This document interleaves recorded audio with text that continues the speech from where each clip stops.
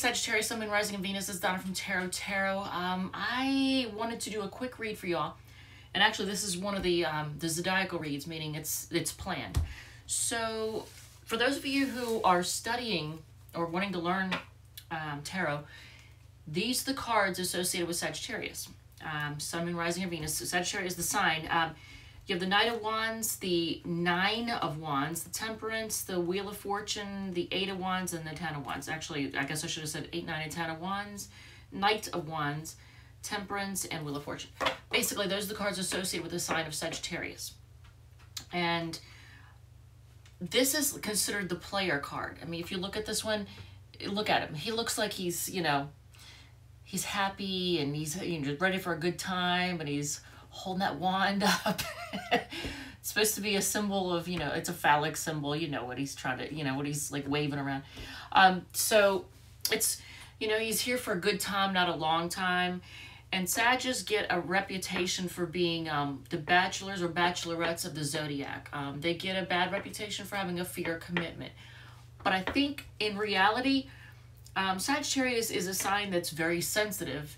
Well, all signs have their own sensitivity, but some, you know, it's very obvious. Like the water signs, it's real obvious. Even Scorpio tries to hide it. But, you know, Cancer, Scorpio, and Pisces, they're the water signs. It's obvious, especially with Cancers, because they have a reputation for, you know, crying at the drop of a hat, or, you know, flying off the handle, which I'm a Cancer, you know, that's not totally true of all, but I have Saturn on the ascendant, so that's a different story altogether. But Sagittarius, because they're the way that they manage their sensitivity, when something hurts them, like it really, really hurts, and they don't want anybody to know. So when they're uncomfortable, they'll make jokes about stuff. Everything's kind of a joke. It's like when they are in a situation that's talking about, you know, I don't know, it's anything that it's really uncomfortable, they're the ones that crack a joke to try to, you know, get rid of the uncomfortable silence, or, you know, those are the people. They do that. So that's the Sag thing to do is, you know, kind of, they get a reputation for making a joke out of everything or not taking things seriously. And it's not that, it's just that they do have a hard time talking about feelings, dealing with feelings, and they're very, very sensitive. So when someone or something hurts them, they're extremely cautious committing to somebody, or, you know, they don't want to make a mistake. They don't want to get hurt again. So that's also why, look at this, the Nine, I'm going to spill my coffee. The Nine of Wands, see how he looks really cautious? Look at that look on his face. He's kind of like keeping an eye out. He's like, I don't know about you. I'm keeping my eye on you. So once they're hurt, they're extremely cautious. And I think that gets taken as a fear of commitment. And I think it's not so much a fear of commitment, is that when it comes to committing to someone, they're willing to be patient. Here's the Temperance card. They're willing to be patient till the cows come home to make sure that they are not going to make a mistake and get hurt again. But the Wheel of Fortune, they have luck on their side. You know, this card is associated with luck, fortune, the turning of the wheel, then, you know, a new chapter, that kind of thing. They are enthusiastic and have, so the, you know, the Eight of Wands has to do with moving quickly, fast movement, and, you know, they enthusiastically and quickly go towards things. The one, now for me as a tarot reader, the one blind spot I have is I don't quite see the Ten of Wands, or at least not in this depiction, of them carrying a burden as being a Sagittarius card. So unless they have Venus and Capricorn, I mean, I don't know, I don't quite see that. So, you know, if anybody wants to comment, you know, below about why they think that that applies, you know, go ahead. But this definitely just seems like the Sagittarius card for the ones that I know. You know, just keep it superficial and fun. So I was shuffling, you know, some of these decks over here. I shuffled several tarot decks, and I thought, I'm going to do something a little different. I'm going to shuffle, and then I'm going to, you know, put it, you know, bottom up and see what's on the underside, what card's on the bottom of the deck. So I flipped them up so that the bottom is up. And I did the same thing with these Oracle decks. When I was shuffling the Thelema deck, which is this one right here. I was shuffling this deck and your card, the Temperance card, flew out. So I put it back in and I shuffled and I shuffled and I shuffled. And then when I was done, I flipped it over, and what is on the bottom of the deck? The Temperance card. So I kind of feel like if we're going to do a reading, we should do it with that. And before I do, I did want to address this. I made a couple notes because I didn't want to forget to talk to you about this. A lot of people on the internet will talk about, you know, in these message groups, you'll hear somebody say, or even out, you know, amongst, you know, talking with people, you say, you know, what sign is the most toxic, or, you know, who is the worst to date, or all this kind of stuff, right? I don't think there is a toxic sign, and here's why. If you have unhealed childhood trauma, you are more likely to draw to you someone who also has unhealed childhood trauma. But you're going to draw to you the signs that you're more compatible with. So your toxic experience is going to be with somebody of one of those signs. So you may think, like, for example, in my case, I'm a Cancer Sun, Taurus Rising, Moon, and Sag. So I would be drawn to people with Scorpionic energy because I'm Taurus Rising, so my 7th house is Scorpio. Your 7th house is your house of partnership. So I would be drawn to anybody who's Scorpionic, Taurus, or Saggy. And the Scorpio and Sag energy I am drawn to. So, you know, in fact, I can think of somebody right now who exudes Scorpionic energy, and they probably don't even know it because they are not a Scorpio. And it's not even it's not their sun, moon, or rising, but they have Mars square Pluto, and they are very, very Scorpionic. They also are very Saggy. I don't know where that comes from. But you're drawn to whatever you're more compatible with sign-wise in your chart. But if you have unhealed childhood trauma that you're not even aware of, that's like below the surface, that's been buried down deep, you thought it was all forgotten about, you'll draw to you somebody who's going to trigger that, who also has unhealed childhood trauma. So there is no toxic sign. There are signs you are drawn to, and if you aren't healed, you'll know because they will trigger you, and you'll have a toxic relationship. So the best way to not have a toxic relationship, or the best way to not keep drawing those people to you, is to figure out what you need to heal. Is it abandonment issues? Is it trust issues? Did you not realize you had trust issues, but now you do? Do you have a runner-chaser kind of thing going on? Then that probably means you have abandonment issues. The person, if they're running and then you're reaching out chasing them and they're running away, it's probably because they panic when things get serious because they're afraid of being abandoned, so they cut and run first, which then triggers your abandonment issues. See how that works? All right, so there's that. And actions or reactions, I almost forgot. I wanted to go over that too because a lot of people are like, you know, why did this person do this or that? Why did they react that way? People react to actions you take, things that they think, assumptions they have. Maybe, you know, if they've been hurt in the past, then they'll act this or that way based upon what they think is going to happen.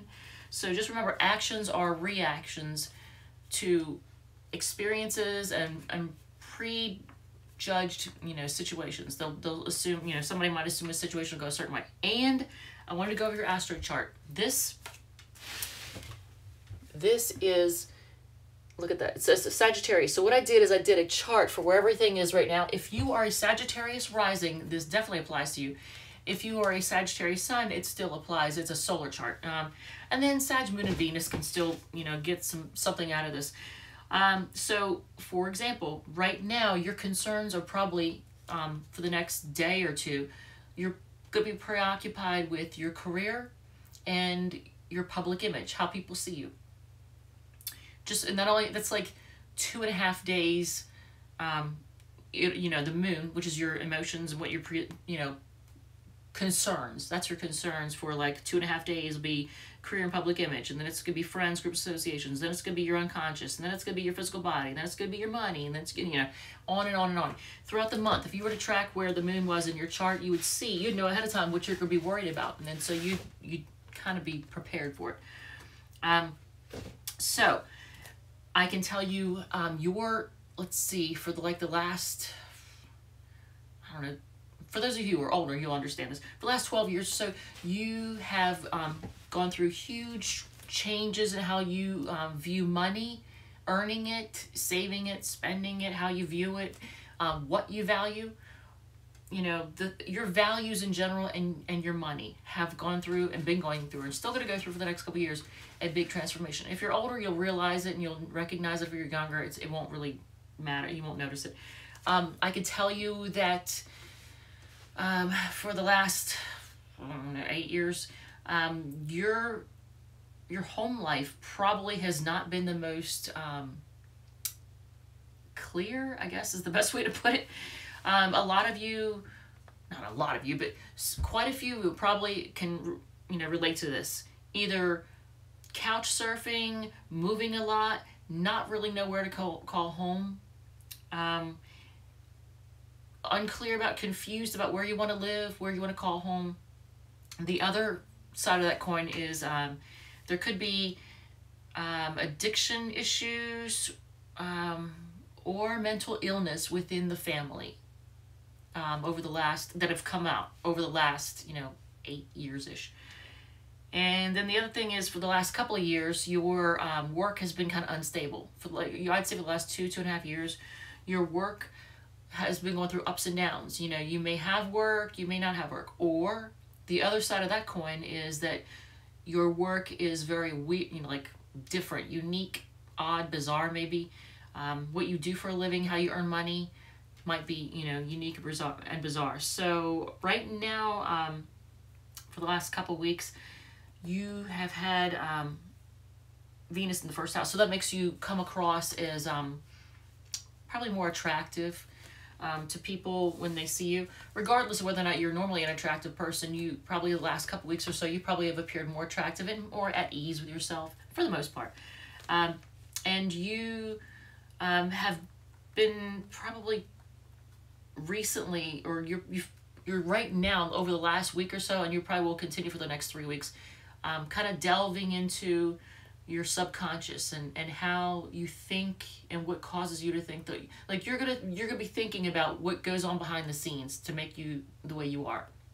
So there's that. I also wanted to go over their signs tarot cards. Oh, I already did that. I already went over your cards, what they are.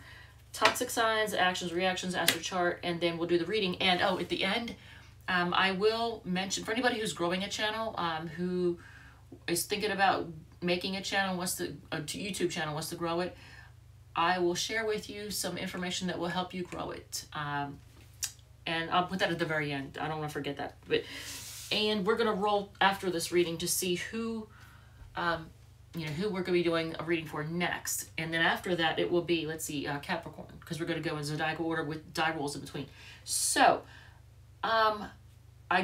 looking at the Oracle decks, we have Claim Your Art and Turn Knowledge into Wisdom. So, again, along that same theme of if you were thinking about having a YouTube channel or anything like that, it says Claim Your Art, and right underneath that, Turn Knowledge into Wisdom. So, share your wisdom. And then you have, what do you need to release and lighten your load, right next to each other. So there's something that a lot of Sagittarius probably have feeling burdened by. And it actually, I didn't really realize this, but maybe this does apply. I mean, this is supposed to be a Sag card, though, overall. One that, you know. So maybe Sagittarius do take on a burden. I wasn't quite aware of that. I assume, because I'm Moon and Sag, I just assume that my taking on burdens is because I have Saturn on the Ascendant, so I always take on burdens. And you have, for the Gothic Tarot deck, you have the Five of Swords at the bottom, you have the Four Pentacles in the Light Seers deck, and then the Six of Wands for the bottom of the Radiant Wise deck. Judgment card at the bottom of the Steampunk one, and then I did the Tarot of the Vampires. You have the Prince of Grail. So I think there's, with this Four of Pentacles, you all are holding on to something, something that's making you either feel successful or you want to be successful with. You're going for success, and maybe there's a lot of eyes on you. I don't know, but there's also some chaotic thinking. I think there's a lot of I don't want to say, I guess I could say stress. You've got stress over something that you need to make a decision on. So we'll go with that. Let's take the, let's use the Thelema deck, since this is the one that had the Temperance card at the bottom, and it came out while it was shuffling. So let's see for Sag folks, what is the topic that we need to cover right now? And I didn't realize we're at 15 minutes. I apologize. I'll try to make this quick. Okay, so Six of Pentacles has to do with bringing things in balance. So you may be dealing with a person in which things seem or feel like they're out of balance. You need things to be equal give and take, possibly. So maybe that's what lighten your load means, that you're doing, you know, you're carrying the relationship. So you don't want to do that. Ace of Swords, maybe you need to have a conversation. Start a conversation about this. Knight of Wands, there's your card. Look, here it is in the Thelema deck. This is a beautiful deck, isn't it? I love this deck. So maybe you need to have a conversation about someone who has a lot of passion and likes to have fun and games, but maybe needs to be a little more serious and contribute more if they want to actually be in a relationship. If they don't, then you need to have that conversation and make a decision, make a judgment call whether or not, you know, because the commitment card was right underneath of lighten your load. I don't know if I mentioned that or not. But yeah, the commitment card from Saints and Angels. Oh shit, man. Look at that. Okay, so here's the commitment card. And right underneath of it is this card. All right, so I'm just going to leave that alone. I mean, you can, it's kind of obvious what that means. So if you want to make a commitment that could lead to marriage, you know, or just commit in general. And I know a lot of Sages are very skittish about making a commitment because you don't want to get hurt. You don't want to get stuck in something that you all of a sudden realize, you know, you made a mistake and now you got to try to get out of it. And you don't want to hurt anybody's feelings and you don't want them to hurt yours and you just want to get along. So let's see. Yeah, Seven of Swords is trying to avoid having a conversation. Look, trying to avoid that conversation. Nervous, don't want to have that conversation. Want to run away from it. But things need to be brought out into the open because here's the Moon card. And Ten of Pentacles.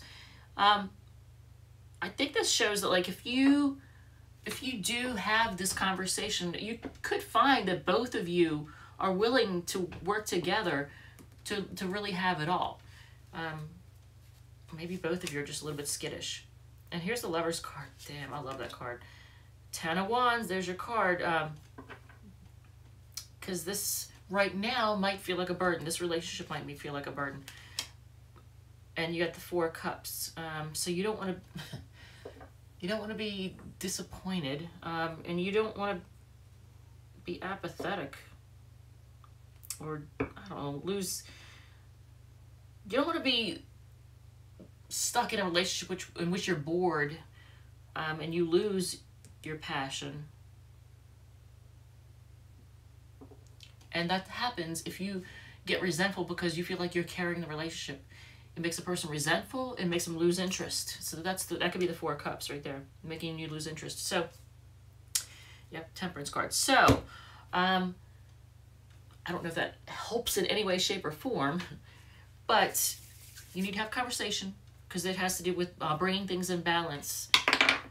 If you're to have a commitment. Aquarius is next, and let me put that on here so I don't forget. So there's that, and then the four. Okay, so if you are trying to grow a YouTube channel, and I'm gonna do Donna's Destiny cards in a second. If you are trying to grow a YouTube channel, you're thinking about it, or you already have one, you're trying to grow it. There's four things, and I don't know if I put them on here, but if I did not, I will. Okay, I can remember them. So when you upload a video, to grow your channel, the best way, you know, to make sure that, you know, four tips, tricks, whatever, to make sure you grow your channel. After you upload, you want to go back and you want to add in your tags. If you don't already use tags, you want to check your thumbnail, make sure it looks like something that it would get your attention. When you look at it and imagine if you were somebody else, would it draw your attention? Would you want to click on that? So tags, check your thumbnail. If change it if you need to, change it to something else. They usually YouTube will give you like 3 suggestions or let you choose one, upload one. End screens. Use end screens. Anybody can do that. You go into the Creator Studio. You click on a video. You go into editing, and it gives you the option to do end screens. You can do all kinds of different formats. There's several different formats to choose from, and if you didn't do it when you uploaded it if you have playlists, I would recommend having playlists if your channel is one that playlists would work well on, like a tarot channel where you have signs. I have playlists for all the signs. If you have playlists and you choose the playlist while you're uploading, then you don't need to do this. But if you forget or whatever, go back, once it's uploaded, go back and add it to the appropriate playlist. So you've got tags, your thumbnail, end screens, and playlists. Those 4 things, believe it or not, will help you grow your channel. It's very easy, simple things, especially those end screens. Those are great. Sometimes I think they're referred to as cards, end cards, end screens, whatever. But it shows you, like in mine, for example, I've been doing, it'll show a featured video on the top left, bottom left, it'll show the channel for that particular sign, and then on the bottom right, or the middle right, I think, it's got a subscribe button. You know, if you go, oh yeah, I like this, and then you click on it, yeah.